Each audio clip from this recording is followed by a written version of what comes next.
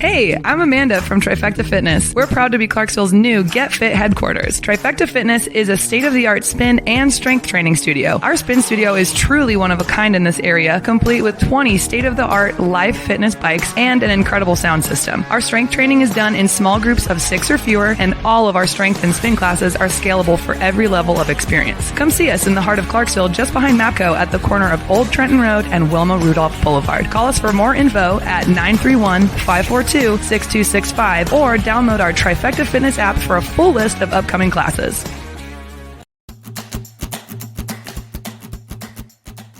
This message is from the U.S. Department of Veterans Affairs. Did you serve in the military? If so, you can obtain a free lifetime pass to more than 2,000 federal recreation sites. These sites are located across more than 400 million acres of public lands, including national parks, wildlife refuges, and forests. The lands host activities to fit any lifestyle: hiking, biking, fishing, camping, and much more. Gold Star families are also eligible for these free lifetime passes. Plus, they cover entrance fees for a driver and all passengers in a car, or up to 3 additional adults at sites that charge per person. Obtaining one is easy. Just go to the National Park Service website, nps.gov, or the National Park Service app.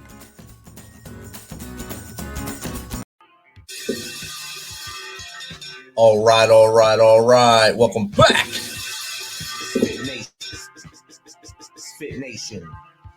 We are a show founded by a veteran and hosted by 2 veterans and a military spouse. Our mission is to get people to tell their story to the world. If you're an author, share your tips with the MisFitNation. If you're a musician or actor, our audience needs to know how they too can get into the business. Coaches, we love our coaches. Come on and share some of your tips with the MisFitNation to help them become better versions of themselves.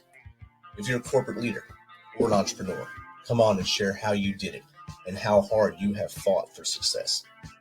If you're a veteran, first responder, or Gold Star family, we would love to have you come on and just share your story with the MisFitNation. We always have time for you. If you're feeling down, alone, or starting to see the darkness, stop. Think about those who are around you. You are not alone. You will be missed. If you feel like your problems will be a burden to those in your inner circle or are embarrassed, dial 988. If you are a veteran, take option 1. We need you to keep pushing forward. Don't make a permanent solution to a temporary problem. If you're a new listener, welcome to the MisFitNation. Be sure to subscribe to our show on your favorite podcast apps and also on our YouTube channel at @_MisFitNation. Subscribe and click the bell to keep you up to date with our latest episodes and all of our news. You can also find us on Heroes Media Group and About Face Radio. Now, let's get to the show. We're here live in New Jersey with Tom the Torch LaMonica, our dad, our Goomba here. Mm-hmm. We just had a good lunch at the Mud Hole, and now we're going to ask him some questions about his childhood. So first, tell us a little more about Nanny and Little Poppy when you were growing up in the 40s and 50s and how things were in the 40s and 50s. Well, I remember Hopkins Avenue, 56 Hopkins Avenue. That's where we first lived. I lived there for 8 years. We lived on the first floor. And I remember we'd sit in the parlor and listen to the radio.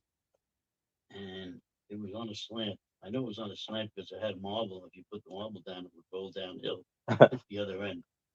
And there was always a different kind of smell there. And I wondered what it was. The smell was because the basement was dirt. So the house was built on dirt. There's no concrete. We lived there until 1948. I was 8 years old. We moved to Jefferson Avenue, where they bought a house. And day of closing, I was given an envelope, and I had to carry the money to the realtor and a lawyer. The house was $8,000, which was unheard of then. A lot of money. And so I carried the $8,000 to pay for the house, and then of course I had to pay the mortgage after that. They paid it off pretty quick because both of them worked. Father worked for Armor's meat packing, and my mother worked for Muller's Macaroni, and she eventually switched to nights. She was working days. She worked the nights. And then my father wound up getting sick. And I guess I was 14, and then when I was 15, they were told, you're going to lose a lung. You have to take a lung out. And that 1955, and it was unheard of. I remember the doctor, his name was White. Dr. White was very famous. He did the operation on the president, Eisenhower, years later. Anyway, I was told you have to get a job now. You're 15, your father's going to get this operation, and a year from now, when you're 16, you're going to have to quit high school and get a full-time job. So I prepared for that. I started working, setting up bowling pins in a bowling alley. They weren't automatic then. Everything was done by hand. I had to work till 9:30, 10 o'clock at night, and I get up and go to school in the morning. And a year went by pretty quick. My father seemed okay. 16 years old I was, and he was doing great. He got a job with the Jersey City Board of Education, and he worked as a laborer with them. They repaired fences at the different ballparks and high school field, and well, he did that for quite a while until he was transferred into schools, and he was buffing a floor, and the buffer hit a wet spot and flipped him up in the air and he broke his collarbone. Wow. And I went to the hospital to be there with him, and he was in a lot of pain. The doctor explained to me it's a very painful thing to have a busted collarbone. So he got out of that, and that's when he decided to retire. My mother was still working for the Board of Ed. She was this cleaning lady and something else. I forget what they called them then. They had a title. And I graduated, went to service, come out of the service, got a job with public service. So because of that accident, the Board of Ed lost the case, and they owed my father $12,000. Imagine that. Wow. That's more than the price of the house. So the lawyers for the Board of Ed said, okay, we're going to send $3,000 now, and then $3,000 every 6 months, because we're afraid if we send it all at once, he'll run away and leave your mother. So at the time while I was working public service, I went down and I met Mary, who is sort of a treasurer with the Board of Ed, and I told them who I was. I worked public service, and I want the full check for my father. And she's okay, Miss LaMonica, I'll be right back. She gave me the full check. Wow. Yeah, it was good to know people back then, to get connections like that. That was a little later. It was after you came home from the Army with Yeah. public service, right? Yeah. So, Yeah. so how was you went to Dickinson High School as well, didn't Yeah, you? Dickinson High School. Tell us Loved about it. that back then. I thought it was the best school in the city. Probably still is, but nobody will say that. But it's falling apart now, which is a shame. But I could have been on the honor roll every year or every semester or whatever you want to call it. But there was days I didn't want to go. I wanted to go to see the rodeo, so I went to the rodeo. I wanted to see the St. Patrick's Day Parade. I said, let's go to St. Patrick's Day Parade. That's what I did. I failed a couple of subjects, but I still graduated on time, 1958, June. I was 18 years old. Were there when you were in school, like now there's there's gangs and stuff now, and there's cliques. Was there cliques and things back then? Yeah, there was cliques. It was more or less neighborhood things, like there was the Marion section probably isn't anymore, but it used to be all Italians, and if you were from the Heights, that was a whole different group. Jersey City Heights, I think. You know, it was separated according to sections that you were in: Journal Square, Marion, Greenville, Lafayette. Yeah, Didn't that's have names though. Didn't have no names like later on, like Black Panthers, groups like that. oh yeah. Everyone started having names, and then yeah, the influences from outside the city coming in as well. Yeah, that was the big. How many was there? All the high schools that are there now, were they all operating at that time too, like Lincoln, Ferris, Yes. and all them? Yeah. Oh yeah. So there's a lot of rivalries even A back lot of then. competition with football and all these sports. And you were able to run, but Nanny used to make you told you couldn't run, right? Right, that was the thing. I made the track team, and I brought the papers home. I got an interview from a coach from Villanova, and she called my cousin, who was a nurse, was a head nurse in some hospital, and she said, Aunt Josephine, it stimulates the heart, which of course is a good thing, but my mother thought it was a bad thing when I heard the heart, so she wouldn't sign the paper, and I never completed going on the track team. What would have been? Couldn't get stimulated. Yeah, couldn't get stimulated. What do you think of the biggest issues back then were for you guys in high school? I don't know. There was no like race riots or race anything. I mean, people were just people. It wasn't, oh, there's a black guy. Oh, there's a whatever, Polish guy. Everybody just seemed the same, and all of a sudden they started issuing names to everybody. You know, like, oh, I was that crazy Italian kid, or I think that would have WAP. And that was towards the end, before graduation. But before that, there wasn't. It was just everybody from the neighborhood or from the high school. Oh, I don't know what changed it. It was changed for the worse, changed for the better. I don't know.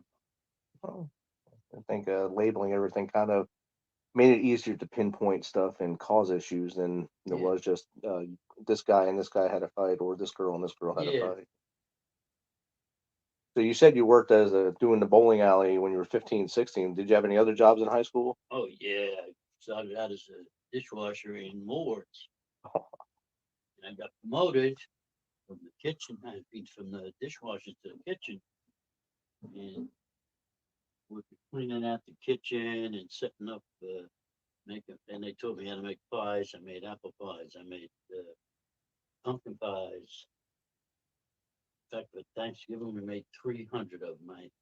And I had scars. I had 8 burns on my arm because you didn't wear long gloves, and the pies were inside the ovens, and I'd have to stand on a stool to reach all the way in the ovens because I was short, and I'd burn my arm every time I went in to get pies. And OSHA wasn't a thing back then. No. But I made 87 cents an hour, Woo. and the girls were only making 85 cents an hour Oh wow. because, girls were, I don't know. Different rules for each. Yeah. Different time back then, yeah. Yeah. And then after high school, you joined the army. Yeah, or well, not when I long after. left, the manager of Woolworths wrote a letter saying that I was a sous chef, which means I, helped out in the kitchen, and I would make an excellent cook. So I brought that into the army, and after we got down to Texas, well, they made us sing the Yellow Rose of Texas, because that's what sergeants do, weird things.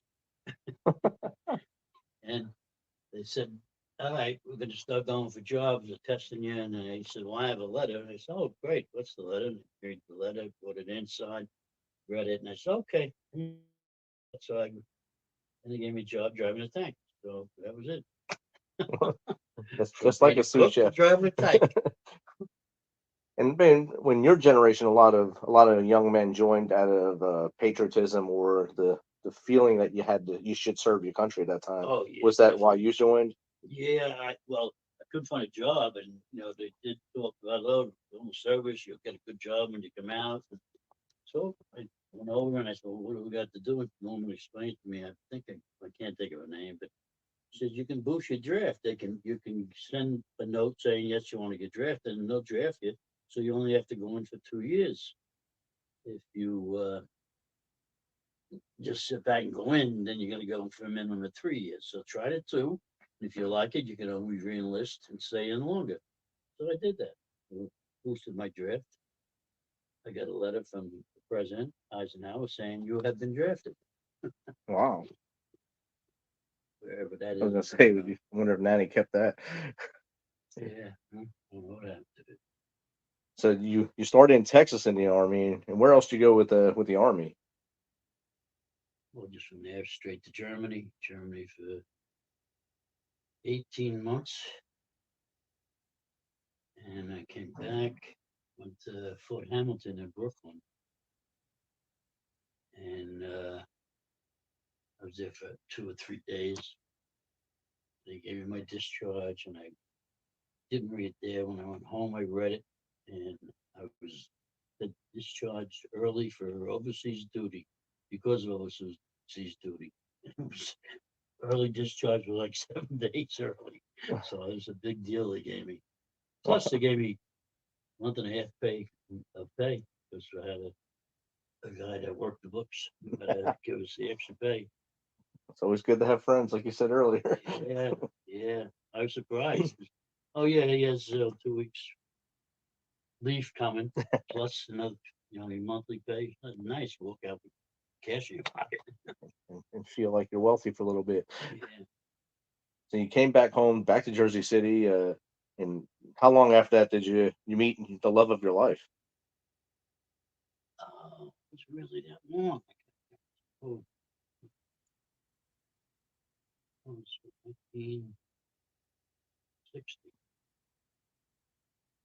So I guess about a year later, mother, I'm not really young. And there was a political party, and my mother asked me to go just for the people to get to know me. And I was going with this guy, Jim Cosman, and he said, we should have girls with us. I said, all right. So he said, why don't you take my cousin? I'll go with so-and-so. And we went. And that's the first date we actually had, going to a political event. You guys actually grew up not far from each other. You were on Jefferson Street. She was, right at the block. So Never knew each other. Never knew each other. That's wild. Families. That is crazy. Living that close, and that just shows you the city life, how crazy busy the city can be. You might not know someone. I raised on Jefferson, but hung out on Waverly, and she lived at Waverly and Baldwin. Never saw her. Wow. And of course, we know that you got married not long, 62, right? 62? Mm-hmm. Yeah. 62, you guys got married, had Tom, Michelle, and waited a few years. Then you had Steve, and then you had the best one, me, in 70. But in that time, you guys went through a lot. I mean, Vietnam started, so a lot of your friends were going to Vietnam, of course. A lot of family was going to Vietnam. Coming back screwed up. And you've seen the world change from when you were a boy, listening to the TV, listening to news on the radio. Then the 50s got some TVs and stuff, and then of course now we all have TVs in every room. Yeah. What have you seen? I mean, you've seen more than most people in your 80 years of life. Have you seen any changes for the good, not just the bad stuff, just the other good stuff that has had to happen? Yeah, I guess I've seen it. Yeah, I'd say that. Well, there's more opportunities for people if they want them. I mean, it's out there. Where I felt restricted because there was prejudice. I asked the guy who was my boss, and told him, I says, I just got a letter from government that qualified that they'll pay my college. Oh, okay. I'm head of the labor department. Even though he worked public service, he ran the labor department at St. Peter's College. So I went there on a Monday night, with him. Went to 3 different professors who all said, no, we can't take you this year. Come back some other time. And it winds up they were all Irish, and he was Irish. I found out that's what it was. It was all prejudice. They were keeping the Italian kid out. Wow. But things like that, I guess that's normal. It changed now. because they can't get away with it now. Right. You can't outwardly do it now. Yeah, It's a lot different. Yeah. that hurt. I came back. I wrote a letter to the Jersey Journal, and they printed it, and but no, nothing happened. And it was a contest about why you wouldn't want to be in a service with Joe Namath. And I wrote a letter saying I wouldn't want to be in with him because he's always complaining he's got bad knees, bad legs. How could I depend on him if I'm in combat? Because he's going to say, "Oh, I can't play tonight because I'm hurt." No, he's no way. And I got second prize. Wow. Yeah, I wonder what Trevor first prize Rose. wrote. And technology obviously is advanced. When you were a kid, listening to news on the radio, everyone huddling around. I guess it was like a big box, kind of like the. Yeah, we would sit around when I was a kid. Me, my sister, and it was the shadow. The shadow knows on the radio. Yeah. And the shadow was, I forget, there was like 2 or 3. Oh, Dick Tracy, he was on the radio too. Oh wow. And back the phone numbers back then, it wasn't like you had to say like a name of a street and a number or something back then, early days. It was, you had journals, the different ones were Swarthmore, Journal Square, Oldfield. That was Jersey City ones, those 3. It might have been another one, but I don't remember. Do you remember yours when you were a kid? Yeah. Nah, Oldfield 6 or 178, something like that. It wasn't. Wow. And then, of course, it went to the long cord on the wall, or the rotary dial, then the long cord on the wall to press buttons. And now, I mean, we're videoing off my phone right now, and you have what would call the legacy phone right there, the flip phone on your desk, on your table there. So I mean, this technology has advanced mightily in the time. Of course, kids are much smarter now because they're able to reach out and just grab information now. Oh yeah. Those Sometimes it's too much. Right. It's overwhelming, I think, for some of them. And, yes, I definitely think so. What are some things you think that us as a society can do now to make our society better again, so we talk to each other instead of fight over everything, and maybe settle things differently? Definitely. Well, I always felt volunteering helped everybody. I mean, I volunteered with the Scouts for over 20 years, and I mean, I talk about it now, and I sometimes brag about myself, but back then I never even mentioned it. I just did because I wanted to do it. There was kids that could never go to Boston or to Washington, D.C. because each time you went, it was a deal where the kid would have to sell at least $30 worth of candy. And that's 2 trips. That's $60 if he had the 2 trips.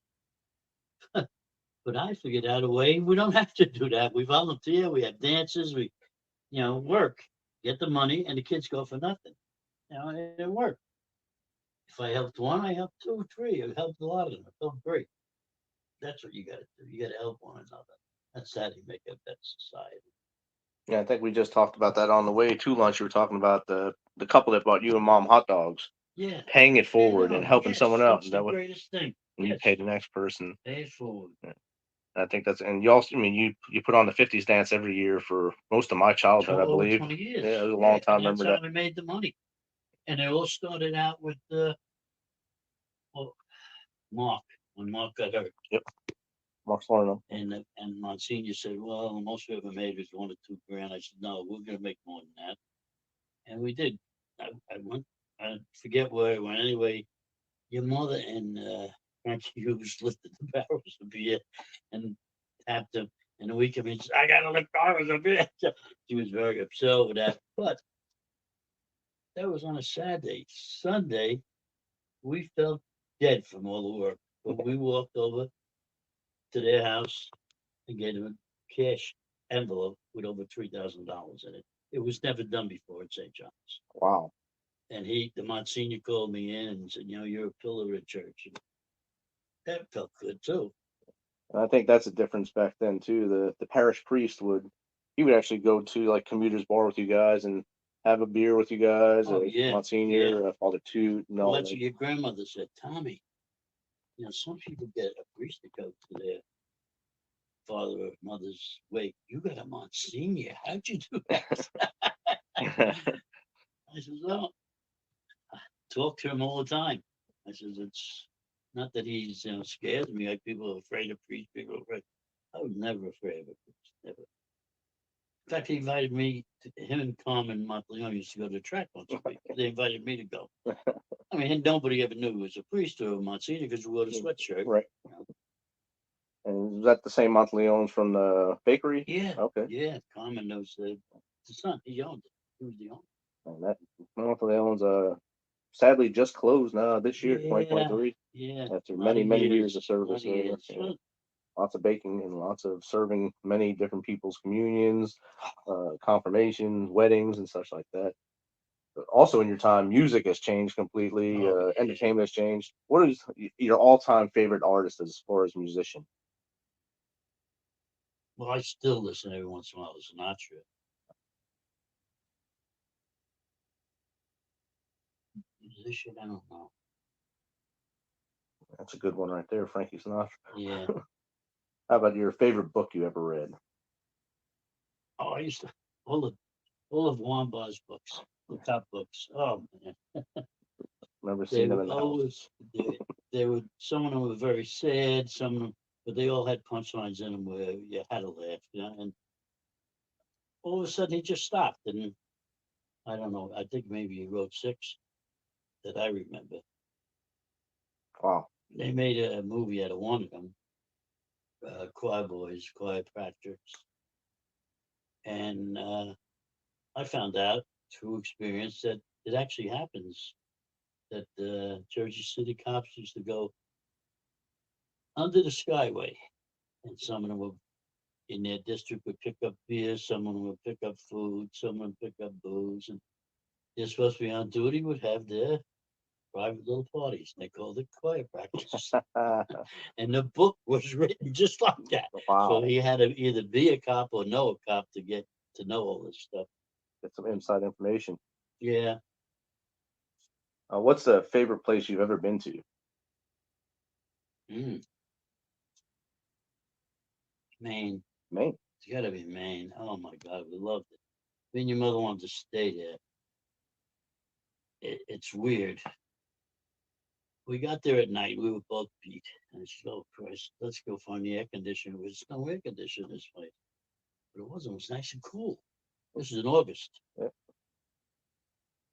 Woke up in the morning and your mother says, smell that. She says, you smell the pine and you smell the ocean. The soft water and the pine. Oh my God, it was beautiful. I lay down in a hammock that we had in front of a little house that we rented. She brought me a can of beer. I was in heaven. We walked down the hill, which is maybe a block and a half long, and went for breakfast. So it was a little chilly. Can I help you? Yeah, I want a coffee. And you got oatmeal? Sure. Bring me a nice big pipe of hot oatmeal. She says, do you like strawberry? I know. You like blueberries? Yeah. So she goes outside. Your mother goes, you're not going to believe this. Look out the window. The lady was picking the blueberries off the blueberry tree and putting them on my oatmeal and bringing it back in. Out of this world. So we came out of there and to the right, went down by the river, and it was just not the river, the ocean. It was a beautiful shells. So your mother went down to pick some of them, and we met a woman from Boston. She says, oh, to your mother, are you a sheller? Your mother said, what the hell are you talking about? What's a sheller? Yeah. She became a sheller because we went from there to what they call Sand Beach. And she picked up shells there too. Now we went through the park. The hell's the name of it? What's her name? Anyway, it's I think like 12 miles, and they said, oh, it's going to take at least 3 hours. 3 hours? What are you, crazy? And it did. It took 3 hours because it's so beautiful to see. And finally we got to the mountain, Cadillac Mountain, and we parked and only had to walk maybe 50 feet or 50 yards, I should say, to the top. We had sandwiches with us and sodas, and we sat down. And on the other side of this mountain, you could see the little town, Bar Harbor, and how high up we were. Even though your mother was afraid of heights, she couldn't believe how beautiful it looked. And his people climbing up the hill. He says, "Oh, you two made it up here already?" I said, "Yeah." But we drove. They didn't know that. Yeah, we're sitting there having our sodas and our beer, and it was just great. Next day, we went on a boat ride to Canada, Nova Scotia. You could had slot machines on the boat. It was a lot of fun. They had a singer on there that he was such a good singer. He brought tears to our eyes. The stories he was telling in the songs that he wrote. And we finally got back. So the next day, we're going to get ready to leave, and your mother realized she never cashed her paycheck. So I said, "Let's go in the bank, see if they'll cash it." So we go to the teller, and he goes, "Well, you have to see the manager. I can't cash that check. It's too much money." At the time, it was only a few $100, but so we go to the manager. The manager says, "Where are you from?" We said, "New Jersey." He says, "Well, I was born and raised in Bayonne." What? She said, "I came up here on vacation with my husband, and we never went home." I said, "You're kidding," because we had already said that. Me and your mother already said we'd love to stay. She looked at me. She said, "This is getting too real." That's weird. Yeah. Yeah. That's your favorite place you ever been to is Maine. Yeah. Oh, It is people were great. One walks up to your mother and says, "So how you doing today?" She says, "Did you hear Sarah's house burned down yesterday?" She goes, "No, really?" Like she knows it. Of course. Of course you did. What was your favorite moment in life? Your best day? Best day. Had many, so Yeah, I had quite a few. I'll tell you, the first day I was standing in church with Butchie, my best man, and I looked and I said, "Oh my God." He goes, "What?" I said, "Look how beautiful she looks." And what church did you guys get married in? St. Nicholas. St. Nick's in the Heights. Yeah. Okay. Central Avenue. I mean, you guys worked a lot of different jobs. I mean, even when you had your public service job, you were working other jobs to try to make sure well, first Michelle and Tom and Mom had everything they needed. What gave you that motivation to make sure they had a better life than maybe you perceived it could have been, if not? Well, I wanted somehow to have enough money in it and not worry about it, but that, I guess that never happens. You always need more. But I talked to my boss and I said, "I want to get a part-time job." He said, "Well, you do, make sure you put the money, don't blow it on stupid things like partying, put it towards the bills in the house and things like that. Then it's worth it." So started out first loading trucks for Preston Trucking. I did that for close to 2 years. Sometimes work until 3:30 in the morning and get up at 7:30 and go back to work for public service. Wow. You were working outside at the time too, right? Public service. Yeah. And then my sister's husband asked me. He says, "Well, I got a job for you if you want it. It's in Newark." And I said, "With trucks?" He said, "Yeah." So I went out there. And what it was driving a truck. And I said, "I never drove a truck." He said, "You drove a tank." I said, "It's a little different though." So I became a truck driver for 2 years, delivering to all the airlines. That was a good job. And I met people there that gave me opportunities that I was afraid to take. The first one was a manager that had been a truck driver and got the job as the foreman, as the manager, and put 2 kids through college through the benefits program that these people had. And that's what I wanted. I wanted something like that where I could say to the kids, "Okay, you're going to this college, you're going to this college. Don't worry about it, it's paid for." All right. So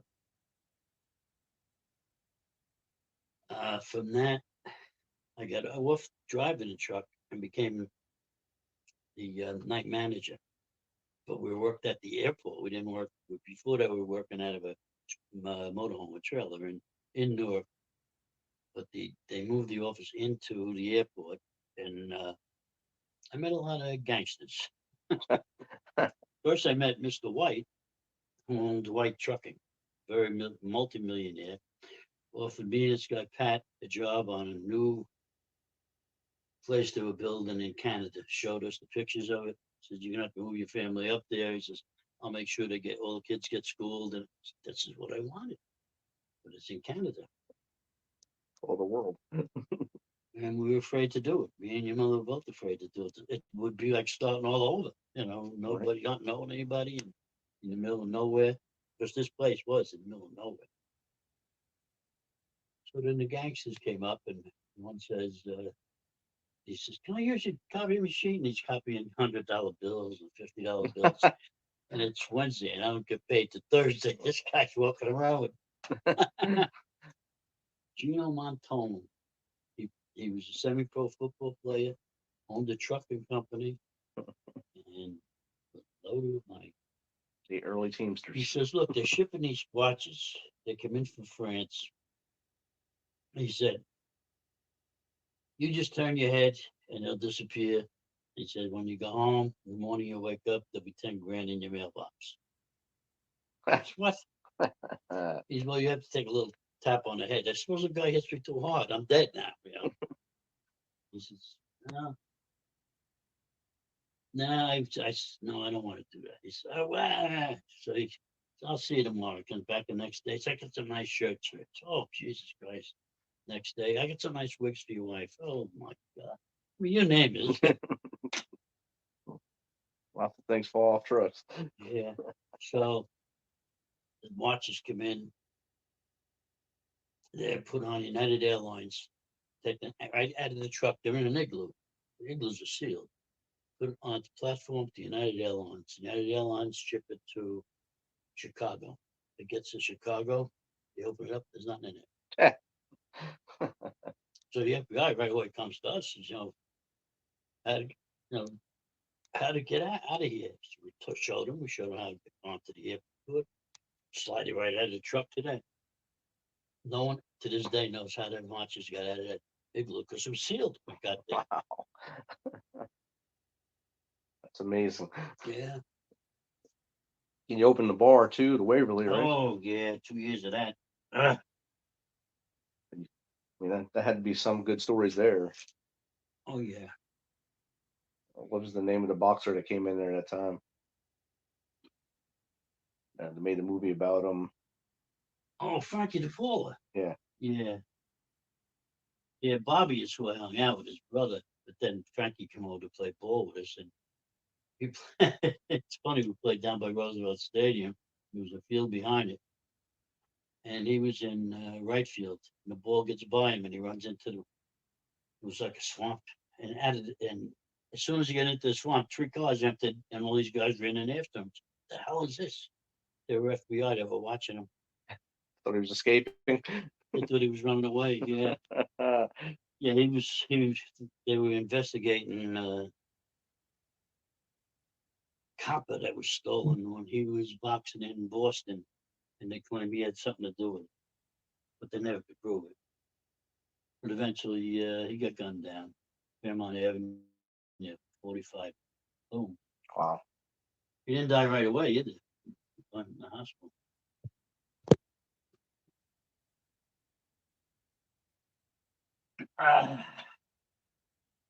Then there was another hurricane. His name was. Yeah, that's him. Yeah. It was bad news. I had Butchie's gun, my partner Butchie. I took it and I sat at the other side of the bar with my hand under the bar while this hurricane was there and talking to me about the neighborhood. Oh, he says, "You're a friend of Bobby the Paulas, right? Frankie the Paula." I said, "Yeah." Oh, he said, "They're good, man. He's fighting at the Garden this week." I said, "Yeah." So that night, he was with 2 other guys. They went at the kid across the street, I forget his name.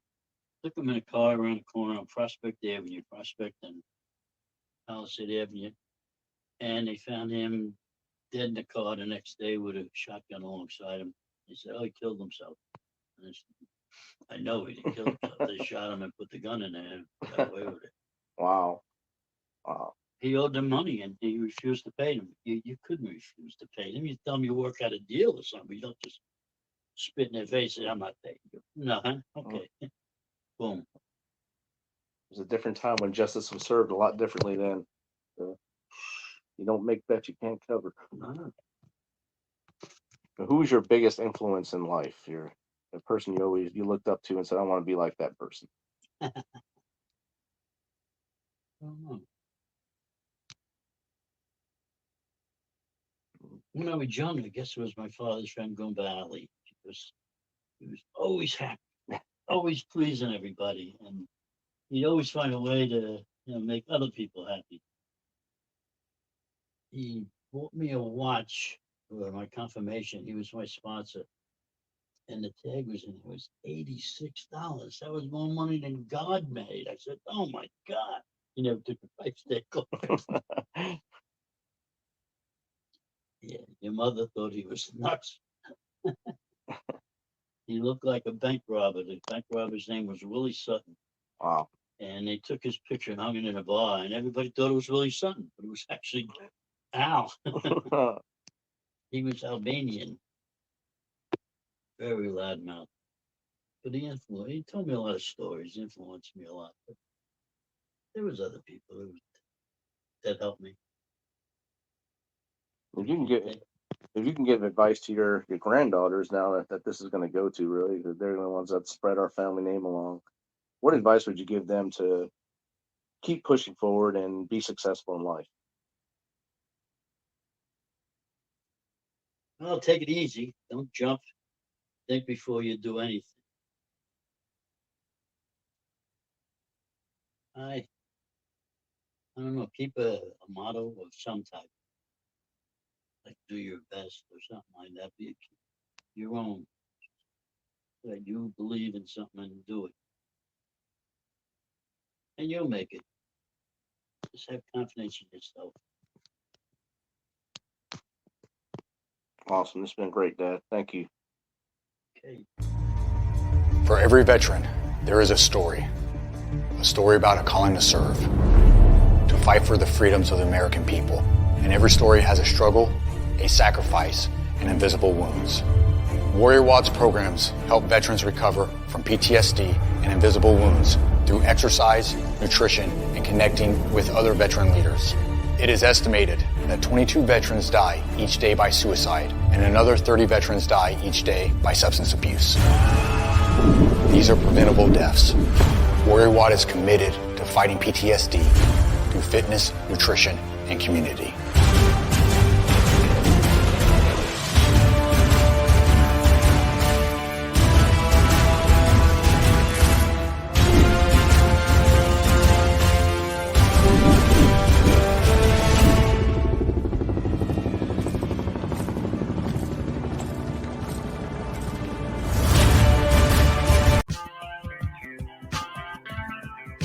Thanks for checking us out and being a part of the Misfit Nation. Don't forget to visit our website at themisfitnation.com. That's themisfitnation.com. Check out all of our past episodes and get some of that great Misfit Nation gear. As always, be humble, stay hungry, and keep hustling, because we are Misfit Nation. Misfit Nation. Misfit Nation.